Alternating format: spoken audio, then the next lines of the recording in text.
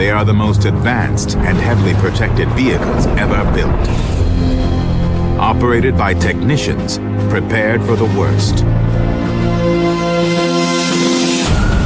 You're taught how to crash through a blocking vehicle. What happens if the vehicle in front of you is hit with a RPG?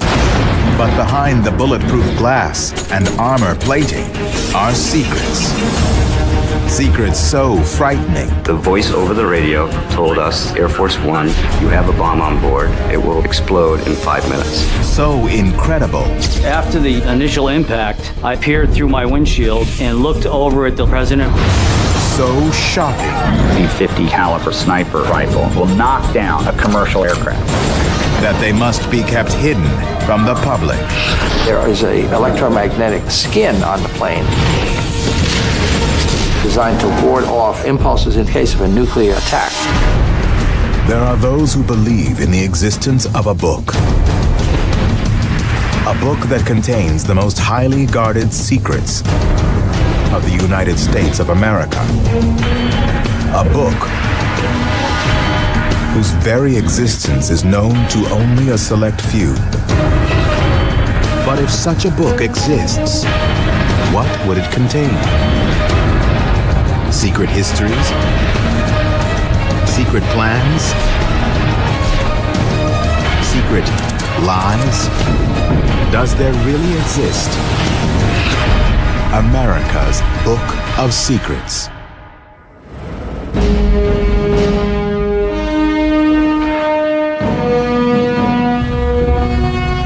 It is the most technologically sophisticated aircraft ever built. A flying command and control center, designed exclusively for the world's most powerful leader. Its code name is Air Force One. It is the seat of military command. It is the most flexible airplane in the world, the most flexible monument that the U.S. has for the president. It's the only way to fly. It is a magnificent aircraft. He can live on it, he can command battles from it, and he can be the statesman for the United States from it. Today's Air Force One aircraft is a militarized version of a Boeing 747, standing nearly 6 stories high and stretching out longer than the White House. The floor plan is classified, but reports indicate there is roughly 4,000 square feet of space spread across 3 levels, with enough seating for 70 passengers and 26 crew members. Modifications include a private office for the president, a large conference room, and an extensive communications center. The president is at the head of a very large, sprawling, complex military organization. And things happen all over the world. So he has to be in constant contact with national security advisors, the vice president, the joint chiefs, members of Congress. All this requires very robust, encrypted communications. 28 Hotel Fox, radio check, I'll copy. The United States Air Force is responsible for Air Force One and treats every presidential flight as an official military mission. Prior to takeoff, ground crews inspect the runway for any debris that could damage the plane. Security teams scan the skies and surrounding landscape for potential threats.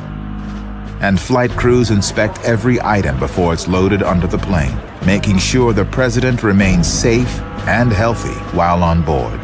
All the food served on Air Force One is purchased by the Air Force One flight attendants. And what the flight attendants would do would make random shopping trips to any of the Washington, D.C. grocery stores. So there was no way for someone to infiltrate what was being served on the airplane. Almost never do we buy anything at foreign markets just for protection, just to make sure the president doesn't get any kind of food that we have no knowledge of its background. If the worst happens and the president or anyone needs medical attention, there's an onboard health facility staffed by a full-time doctor. In the medical compartment, there are 2 fold-out racks that you can put a patient monitor. There is a fold-out operating room table with an operating room light. There's oxygen. There's equipment that you can use to defibrillate, put a chest tube. I've sutured a Secret Service agent on Air Force One. But if there is a secret unknown to most of the public, perhaps it is the existence of a second, identical Air Force One that is used every time the president flies. We've swapped them in the middle of trips, and the people on board don't know the difference. We actually will place their personal belongings at their seats in the exact same place when we have to switch, and no one ever knows that we swapped. The only way you can actually tell is the tail number on the back of the airplane. People might wonder, well, doesn't that cost a lot of money to have these 2 planes flying around? And it does. But the feeling is that they never want the president to be stranded. While many believe Air Force One is the name of the presidential plane, it is, in fact, a code name. Started in 1953, when President Dwight D. Eisenhower's aircraft nearly crashed into a commercial airliner. He was on a trip to Florida, and the Air Force never wanted that to happen again, so they decided they had to have a special designation for the president's plane, and they came up with Air Force One. And so whenever the president is flying, no other aircraft has anything close to that designation, so it's not confused. So Air Force One is not the name of a particular plane. It's the name of the plane the president happens to be on. In order to minimize the risk of a collision, airport flight controllers must clear the surrounding airspace for all Air Force One arrivals and departures. They pretty much freeze an airport for 15 minutes before and after Air Force One takes off or lands. It does delay other air traffic. It does cause disruptions at airports. But the presidents love it because they never have to wait. They get on the plane and they just take off.